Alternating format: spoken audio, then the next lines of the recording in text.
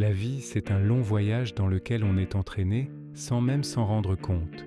Personne ne te guide au début, ne te donne de carte, ni ne te propose de boussole. La plupart du temps, tu trouves ton chemin au son de tes pas. Un jour, vous vous retrouvez seul au milieu d'une foule immense, et le lendemain, une seule étoile dans le ciel, lors de la nuit la plus silencieuse, vous fait sentir le poids de l'univers entier. L'homme, sans s'en rendre compte, perd quelque chose à chaque instant, se sent un peu plus incomplet à chaque pas, mais en même temps, il grandit un peu plus. Il y a des souvenirs que la vie dépose au bord du chemin. Certains, on les garde, d'autres, on essaie de les fuir. Par exemple, tu entends une chanson et, à un moment inattendu, tu as l'impression que ton cœur se serre. Cette chanson te rappellera quelqu'un dont tu as oublié le visage il y a des années, dont tu ne te souviens même plus du nom. Il y a une fine douleur à l'intérieur. Vous dites « si seulement », mais le temps m'a déjà échappé et est parti très loin. Tous les « si seulement » sont comme de l'eau qui glisse entre les doigts.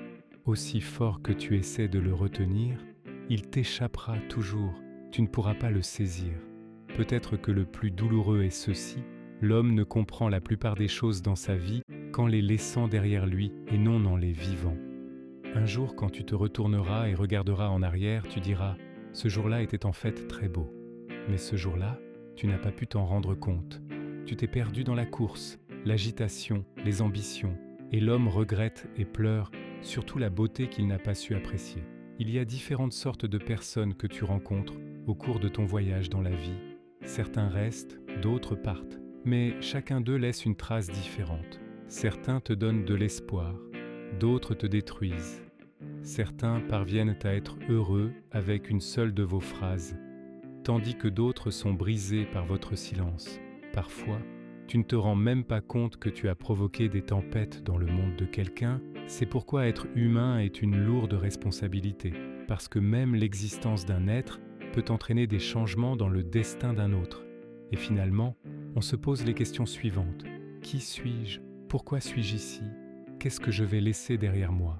Tu ne trouveras jamais les réponses complètes, mais les questions sont toujours là, à vos côtés, tout au long du chemin.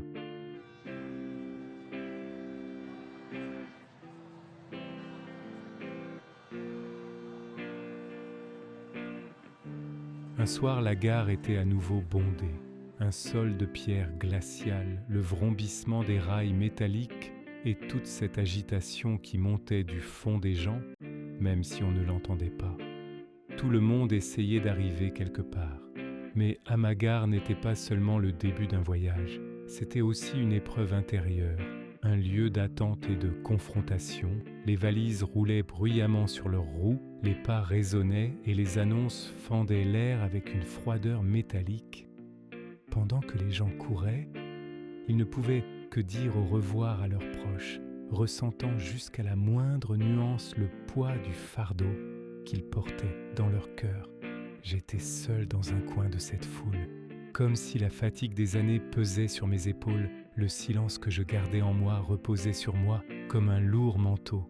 Les affaires dans ma valise étaient lourdes, mais le fardeau que je portais en moi était encore plus lourd. Parfois, on se fatigue plus du fardeau dans notre cœur que du fardeau que l'on porte. En regardant les rails, j'avais l'impression de voir ma propre vie, des mots manquants, des rêves inachevés, des confessions non dites, et voilà, tous ces si seulement défilaient devant mes yeux comme une pellicule de film. L'annonce du train résonna. Il était temps de bouger. Les gens ont commencé à s'agiter soudainement. Des coureurs, des étreintes précipitées, le bruit des valises qui tombent et se relèvent. Dans cette foule, mon attention s'est portée sur un étranger. Il regardait longuement par la fenêtre avec effroi, serrant fermement un petit sac dans ses mains. L'expression sur son visage me semblait très familière. C'était comme si j'avais vu une partie de moi-même qui s'était perdue depuis si longtemps. Mais le train nous emmènerait dans le même wagon. Il n'y avait plus de retour en arrière. J'ai fait un pas vers le train. Le bourdonnement des rails semblait s'emparer de tout mon être. La vibration métallique est parvenue jusqu'à mon cœur. Je me suis assis sur le fauteuil. En regardant dehors par la fenêtre, je contemplais la ville qui s'éloignait, mon enfance, mes souvenirs perdus. C'est en train qu'on ne peut le plus s'échapper de soi-même. Car quand on regarde dehors par la fenêtre, ce qu'on voit en réalité, c'est soi-même. Alors que le wagon commençait à se remplir, cet inconnu s'est assis sur le siège vide à côté de moi, les yeux rivés à la vitre, les mains sur les genoux. Son silence était aussi tranchant que l'obscurité de la nuit. Parfois, les émotions les plus profondes n'ont pas besoin de mots. Le silence était devenu le langage le plus significatif à ce moment-là. Le train a démarré. Le bruit des rails semblait donner le rythme à mon cœur. Chaque coup me rappelait ceci. Tu t'en vas. Ce que tu as laissé derrière toi, les mots inachevés, les regrets, tout est derrière toi. Mais la vraie question est, où vas-tu? Quand tu veux regarder dehors, tu vois ton reflet dans la vitre, les rides sur son visage, la fatigue sous ses yeux. Les questions refoulées en moi refaisaient surface une par une. Pourquoi est-ce que je vis? Ai-je été vraiment heureux? Qui n'ai-je pas encore pardonné? Me suis-je pardonné? Chaque question me transperçait comme une épée. Les voyages en train sont ainsi, ils vous font vous introspecter. Tu ne peux pas t'échapper. Sur la route, tu verras d'autres visages, d'autres vies, mais c'est surtout ton propre visage que tu rencontreras. En marchant dans le couloir, j'ai remarqué un vieil homme. Il avait une lettre jaunie à la main. Visiblement, elle avait été ouverte et refermée d'innombrables fois. Ses lèvres tremblaient, ses yeux étaient ras plongés dans le vide.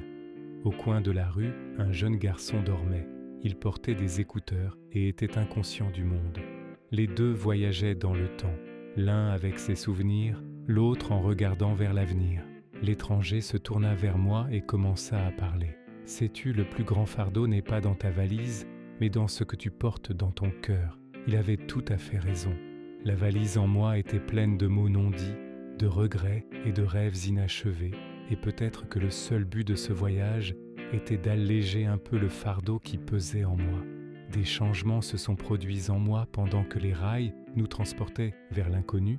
L'obscurité de la nuit à l'extérieur tremblait sur les vitres, tandis que la lumière jaune à l'intérieur scintillait. En voyageant de nuit, on a tendance à se perdre davantage dans ses pensées et à se souvenir. Le train continuait de rouler, comme si le fardeau en moi commençait à s'alléger, parce que je m'étais rendu compte maintenant. La vie, c'était en fait un voyage, comme un train. À chaque station, des personnes différentes montent et descendent. Certaines restent, d'autres sont de passage. Mais le voyage le plus important était celui que tu faisais vers ton propre cœur. Au fur et à mesure que la nuit avançait, les étoiles qui scintillaient dans le ciel commençaient à apparaître. Une vieille chanson murmurée par un voyageur a fait remonter un souvenir que je croyais avoir oublié depuis des années. J'avais l'impression que mon cœur se serrait. Mes yeux se sont remplis de larmes. Cette chanson m'a rappelé un sourire perdu il y a des années. C'est à ce moment-là que j'ai réalisé que l'on ressent une profonde tristesse lorsqu'on se souvient le plus de soi-même dans le passé, des moments perdus et des opportunités manquées. L'étranger sur le siège passager ouvrit son cahier. Il n'y avait pas que des mots sur les pages, il y avait aussi des larmes. Certaines lignes ont été effacées, d'autres n'ont pas été complétées. Une phrase m'a particulièrement touché. Ce qui m'a le plus attristé, c'est de ne pas pouvoir me prendre dans mes bras. Quand j'ai lu ça, j'ai eu le souffle coupé, parce que je m'étais demandé d'innombrables fois dans le miroir « Pourquoi ne me suis-je pas bien traité ?» Il est descendu dans une gare étrangère. Il prit sa valise, se retourna une dernière fois, puis s'éloigna et disparut. La seule phrase qu'il m'a laissée et le silence profond qui l'accompagnait m'ont semblé tout au long de ma vie comme si je devais toujours l'entendre. Dans le voyage de la vie, le véritable fardeau n'est pas la valise, mais le cœur. Le train continua d'avancer. Une sérénité s'est installée en moi. Peut-être que c'était le cadeau le plus précieux que le voyage pouvait me faire. Chaque gare, chaque adieu, chaque nouvelle montée est une leçon, un avertissement, un rappel. La lumière du matin frappait le wagon. Quand je regardais au loin par la fenêtre, le ciel et les lumières me disaient de prendre un nouveau départ. Je m'étais rendu compte maintenant. Ce voyage était venu me permettre de me retrouver, avec mes pertes et mes regrets. Le train avait enfin ralenti. Il est temps d'atterrir. Je me suis levé. Ma valise n'était plus sur mon épaule, le poids sur mon cœur s'était un peu allégé. J'ai mis le pied hors de la porte du train. Le soleil commençait à se lever au loin. La brise fraîche semblait me caresser le visage. C'est à ce moment-là que j'ai réalisé, le voyage de la vie est comme un voyage en train. Tout le monde finit par tomber un jour, mais les cicatrices qu'il laisse en toi restent à jamais avec toi. Et j'ai murmuré, « Waouh, il semble que toutes les routes mènent à moi. »